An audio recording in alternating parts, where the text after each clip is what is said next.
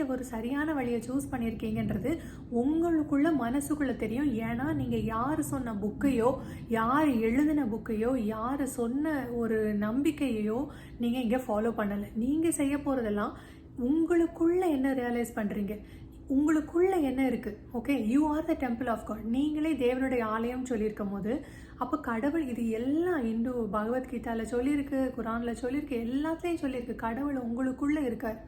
அதை தேடாமல் எங்கேயோ போய் தேடிட்டு இருக்கீங்க. அப்போது இந்த உணர்வு, நான் அனுபவம்னு கூட சொல்ல மாட்டேன், உங்களுடைய அனுபவங்கள் மாறிக்கிட்டே இருக்கும். இப்போ வர்ற அனுபவம் அடுத்தாப்புல வராது இல்லையா, அது மாறும். ஆனால் இந்த உணர்வு அடைகிறீங்க இல்லையா, அமைதியாக இருந்து உள்ளே யாருமே இல்லை அப்படிங்கிற ஒரு உணர்வு அடைகிறீங்களா, இந்த உணர்வு மாறவே மாறாது. நீங்கள் எத்தனை வாட்டி உள்ளே போனாலும் அது அங்கேயே தான் இருக்கும்.